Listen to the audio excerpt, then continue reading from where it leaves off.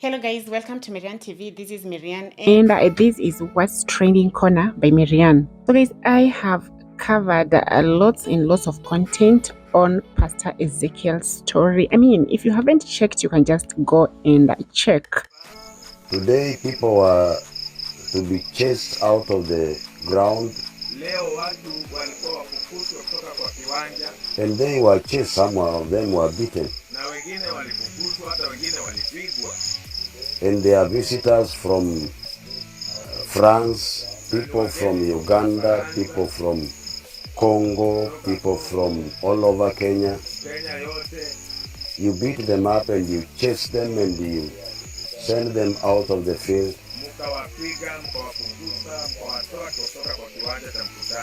What did I do to you? And just when we thought things were getting better, just yesterday, Pastor Ezekiel's crusade was interfered by the police, together with, his congregants, together with guests from different parts of the world, from Uganda, Congo, Tanzania, name them. He even expressed his exasperation just on how the police had treated them with cruelty. Him even saying how and why did the police treat the guests that way. So if they see them treating their son that way, then one would wonder how would they even treat the guests. Which brings us to today's topic, where Pastor Ezekiel almost broke down, after the police disrupted his crusade in Kilifi, and he was almost crying, asking, what did I do wrong? So Pastor Ezekiel Odero has criticized the move by police in Kilifi to cancel his planned 5-day mega crusade.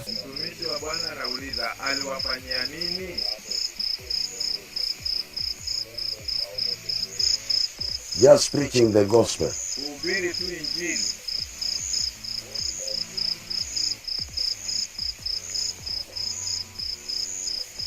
Is it the gospel that is bad? Because I preach open, there is nothing recorded, it is open.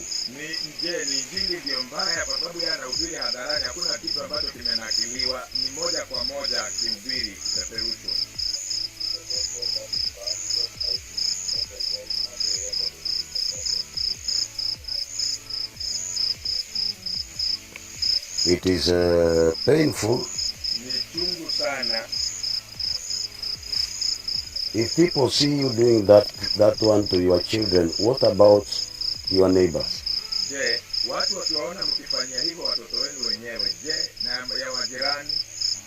And during a live church service, Pastor Ezekiel narrated how police barricaded the road to ensure he did not get to the venue of the mega crusade. Pastor Ezekiel came out and he was speaking emotionally, wondering what he had done wrong to warrant such actions from the police, at how even the police harassed, his followers. Pastor Ezekiel claimed the police deployed to stop his crusade manhandled visitors from various parts of the world just to attend his highly publicized crusade. Pastor Ezekiel, who nearly broke down in tears, wondered if feeding people was what was making him an enemy of the state. If you don't take care of your own children,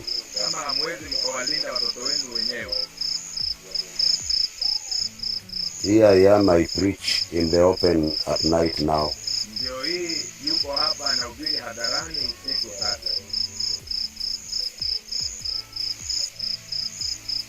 Everything is live.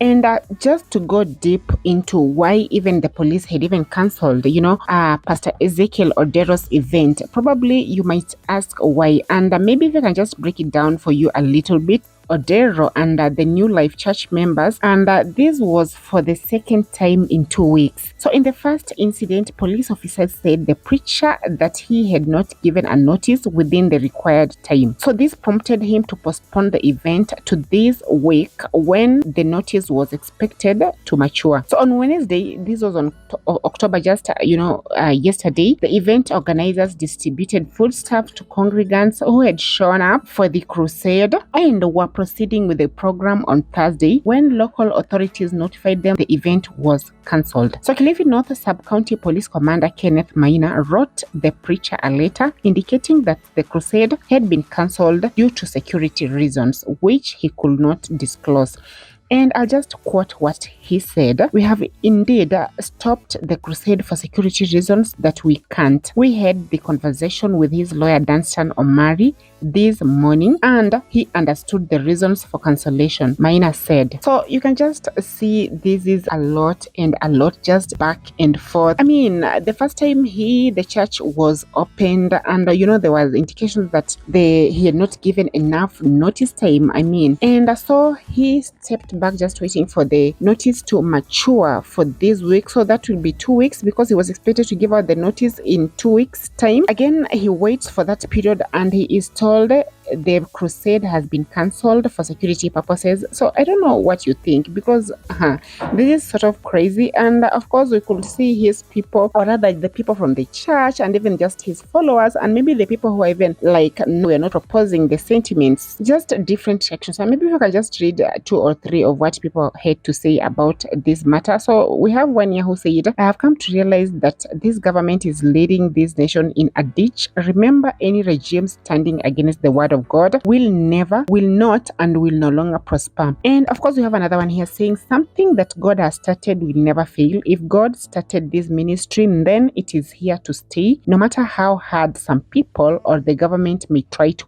oppose it. Another one says, kama ni pastor wa ukweli si angefanya miujiza, huyo ni mtafutaji tu kama sisi. And there's a reply here, they are saying, never try to mock the word of God. Jesus was mocked. His tormentors asked him to free himself if he was really the Son of God. So you, as a son of Belial, be sure of serious judgment. Don't be reckless in your filthy words. So be aware that you don't fall into temptations. And another one says, Kilifi demons are fighting him. A real spiritual warfare, not the government. Support him in prayers. Remember the days of Peter. Prayers judging him is sin. So I don't know what you think, guys. So probably if you can just share in the comments section below. Just recently, pastor, the name has just skipped me, but he's a very famous pastor and he's very outspoken. So he talks about, President Ruto being in the government with the antichrists, with the people of the Illuminati, people who are against the word of God. And so they are trying to press, or rather compress, any attempts of him trying to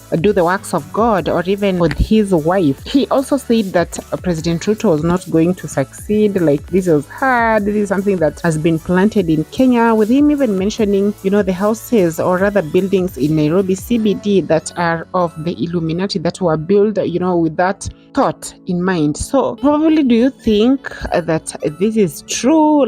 Maybe this is not the works of the government. Probably even him, President Ruto, does not want that, but because of the people surrounding him, that is why this is happening. Or do you think he's among the people who are doing this? Or probably, do you think it's also right, as people are saying, these are the demons from Kilifi that are haunting him, that we need to be supported by prayers? Or what do you think? Just be sure to leave your comments down below in the comment section. Let the discussion continue. And of course, don't forget to like this video. Subscribe if you haven't. Turn on your notification bell so that you get notified every time I make a post. And let me see you all in the next one. Bye bye.